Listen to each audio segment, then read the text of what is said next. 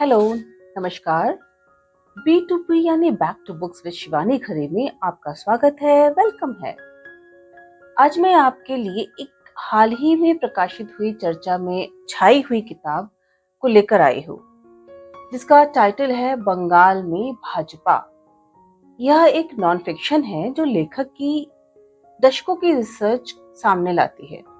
240 page की इस किताब का मूल्य है 299 रुपए और जिसके प्रकाशक हैं पेंगुइन स्वदेश। बंगाल में भाजपा का परिचय कुछ इस प्रकार है। बंगाल में सत्ता परिवर्तन का बदलता परिदृश्य। आजादी के बाद से पहले जनसंघ और फिर भाजपा ने बंगाल पर कब्जे की हर संभव कोशिश की है। कभी वामपंथ के गढ़ के रूप में परिभाषित बंगाल में 2016 से राजनीति ने करवट बदली है। 2006 के विधानसभा चुनावों में वाम मोर्चे के जबरदस्त प्रदर्शन के बाद आहिस्ता आहिस्ता उसका जनाधार छींचता चला गया। यहाँ भाजपा के करिश्माई सेनापति प्रधानमंत्री नरेंद्र मोदी की प्रचंड चुनावी लहर का मजबूती से सामना करने वाली तृणमूल नेता ममता बनर्जी ने 2021 के विधानसभा चुनावों में अपना सर्वश्रेष्ठ प्रदर्शन किया है। तो क्या अब राज्य की राजनीति में केंद्रीय भूमिका में आने की बारी भाजपा की है? वरिष्ठ पत्रकार मंजीत ठाकुर ने पश्चिम बंगाल की राजनीति को करीब से देखने के साथ पिछले 15 वर्षों का हर चुनाव कवर किया है। बंगाल पर अपने गहन शोध व विमर्श के बाद उनका मानना है कि आने वाले चुनावों में भाजपा के पास राष्ट्रवाद और रामलला हैं, लेकिन ममता के पास पहले की तरह बंगाल अस्मिता और सांस्कृतिक उपाख्यानों का सहारा है। राष्ट्रवाद और उपराष्ट्रवाद के बीच का द्वंद्व बंगाल के चुनावी युद्ध को और अधिक दिलचस्प बना रहा है।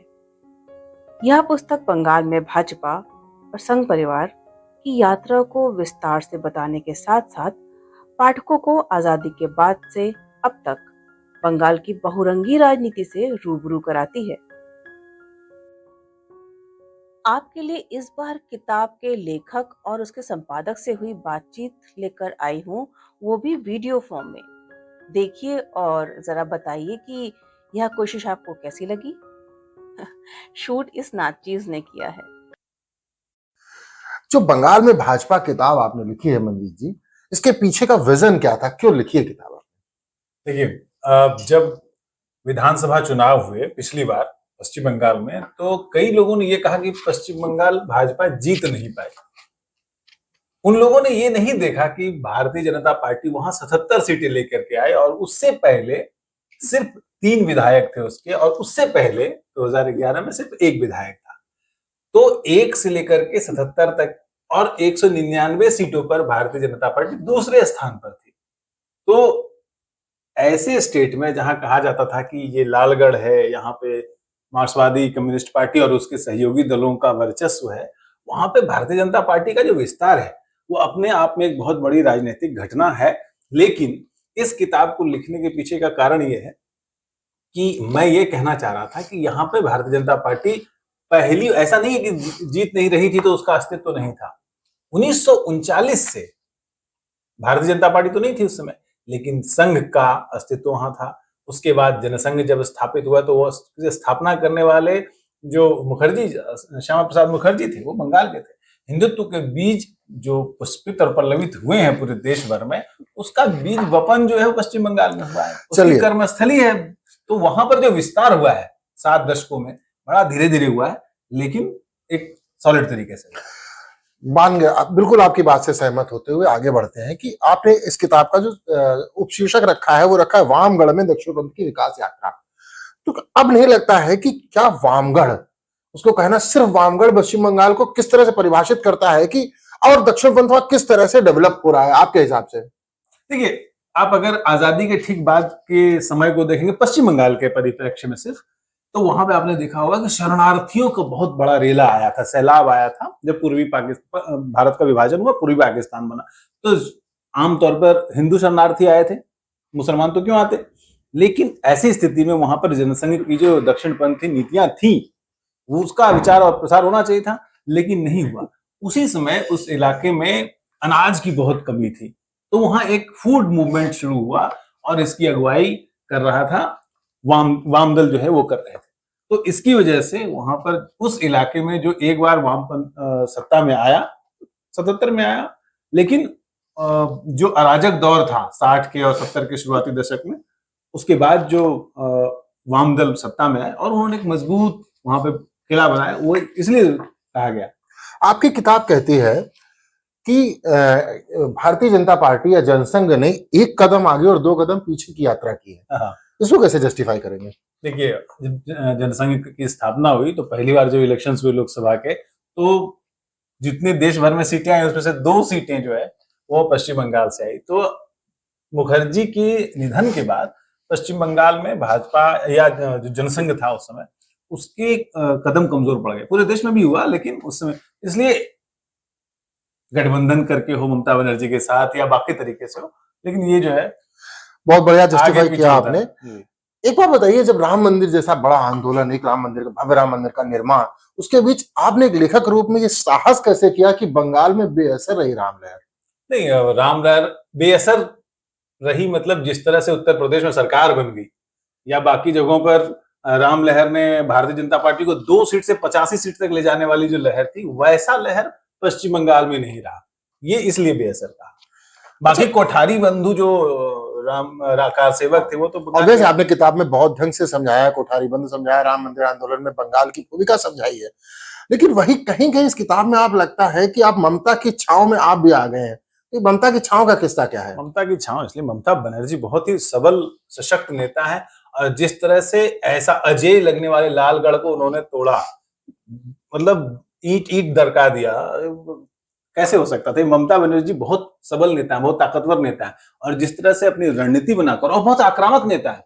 आप खबरें पढ़ेंगे कि वो जेपी के कार की बोनट पे चढ़ गई थी, और कई लोगों ने, कई वेबसाइट्स ने लिखा है कि नाच नहीं रही थी। ममता बनर्जी का जेपी के कार के बोनट पे चढ़ जाना एक बड़ी घटना थी, लेकिन वामपंथ के रूप में इस देश को श्रमिक आंदोलन से लेकर एक मजबूत सरकार देने का काम भी बंगाल ने किया था।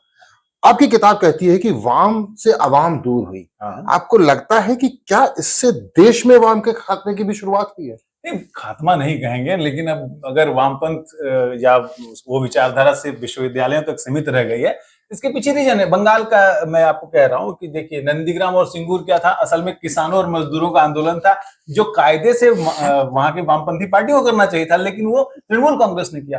तो आम जनता के बीच में तृणमूल कांग्रेस की पैठ बनी, किसानों ने वोट दिया। एक जो तापसी मलिक थी, उनके उसके ऊपर तो गाना बना दिया उनके हुमायूं कबीर ने। हालांकि हुमायूं कबीर एक ही टर्म रहे लोकसभा सांसद, लेकिन जिसके नाम पर इतना गाना वाना बना दिया, वो कहाँ है? मंजीत जी, इस किताब को लिखते हुए मुझे कई बार मुझे लगा कि आप बंगाल को कुछ अलग तरीके से देख रहे हैं। अभी इतना बड़ा कांड होता है वहां, प्रयोगशाला है, इतना बड़ा एक कांड होता है। इस कांड के पहले आप लिख चुके थे कि ममता की मुस्लिम योजना है। हाँ। तो क्या मतलब किस तरह से आप समझ पा रहे हैं बंगाल को और ममता की उस मुस्लिम योजना को? देखिए, वोट बैंक जो है ना, वो एक बहुत अहम रोल होता है सियासी, जब भी मेरा आशय संदेश खाली से है। हाँ, मैं संदेश खाली में समझ रहा हूँ, संदेश खाली का भी जिक्र है उसमें। आज की घटना नहीं है, कोई भी राजनीति में कोई भी चीज एक दिन में नहीं होती है, बहुत दिन से उसके बीज बोए जाते हैं जी। और वो बीज जो उसका जिक्र है इसमें, संदेश खाली का, जो शाहजहां शेख उनका भी जिक्र है, वो 10 साल पहले 12 साल पहले से चल रहा है। और देखिए, जो आप मुस्लिम योजना की बात कर रहे हैं ना, तो मुस्लिम इसलिए वहां बहुत महत्वपूर्ण है क्योंकि नॉर्थ बंगाल में मुसलमान जो हैं वो वोट बैंक के तौर पर बहुत मजबूत हैं। कम से कम 3 जिले ऐसे हैं जहां पर आबादी 50% से अधिक है। वोट जहां, अब देखिए, ममता बनर्जी ने खुद कहा, बांग्ला में कहा कि जे गेरू दूध दे तार लातो खेते हो, मतलब जो गाय दूध देती है उसके लात भी खाना पड़ता है। तो जो ऐसा बयान नेता दे रहा है, तो आप समझ लीजिए कि वोट बैंक की पॉलिटिक्स है। तो आपको लगता है कि ममता के मुस्लिम योजना पर शाह की बिसात भारी पड़ रही? अगर पिछले विधानसभा तक कहें तो शायद नहीं। अगर भारी नहीं पड़ती तो 18 सीट भाजपा ले आ पाती क्या 2019 में? अच्छा, शाह की बिसात की बात आपने अपनी किताब में की, और वहीं आपकी किताब न्यू निर्माण की बात करती है, जिसमें वो नेता रहे जिन्होंने संघ से विद्रोह जैसा कर दिया कि हम हिंदू संगठन बनाएंगे, आपकी किताब कहती है। तो अब क्या लगता है कि वो जो मजबूती थी, भले संघ से विद्रोह था, लेकिन उनको भी संघ का परोक्ष समर्थन था, कहीं ना कहीं क्या है पीछे चल रहा था? देखिए, संघ के और उसके अनुषंगिक संगठनों के साथ एक खासियत रही है कैडर बेस्ड पार्टीज की कि उन्होंने भले ही अलग पार्टी बनाई हो, लेकिन वो कभी कांग्रेस या दूसरे ऐसे दलों में नहीं चले गए। उन्होंने अपनी पार्टी बनाई, लेकिन विचारधारा वही रही। हो सकता है कि संघ से, चाहे गोवा में हो चाहे पश्चिम बंगाल में हो, अलग हुए, लेकिन उन्होंने, या कल्याण सिंह का मैं एग्जाम्पल आपको दे रहा हूं, उन्होंने पार्टी अलग बनाई, वैचारिक रूप से वही रहे जो संघ कह रहा है। आपकी किताब के मैं आखिरी 2 अध्यायों पे बात करता हूँ, जो जबरदस्त अध्याय हैं, जो आगे की दिशा तय करने वाले अध्याय हैं।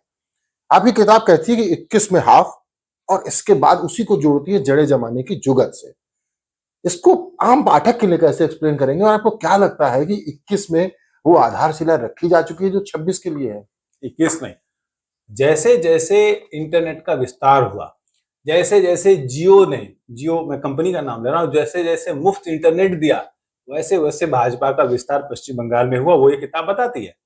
सोशल मीडिया आज के जमाने में पॉलिटिकल पार्टीज के विस्तार का बहुत बड़ा टूल है, और Bharatiya Janata party social media का, व्हाट्सएप का, ट्विटर का, फेसबुक का बहुत कायदे से इस्तेमाल करना जानती है।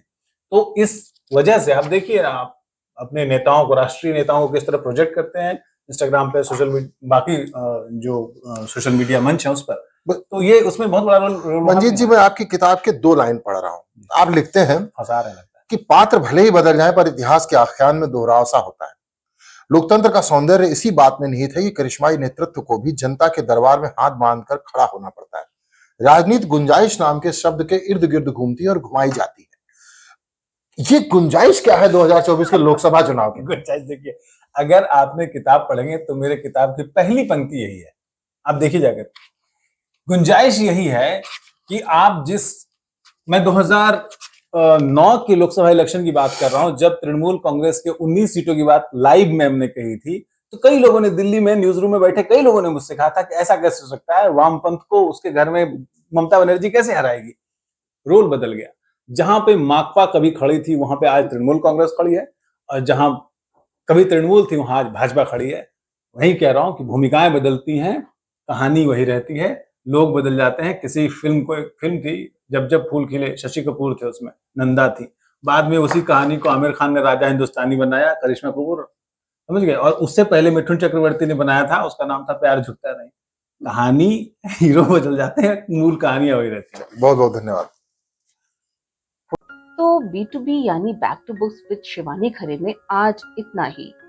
याद रखें कि किताबों को उनके ओरिजिनल फॉर्म में ही लेने की कोशिश करें तो यह अच्छा होगा।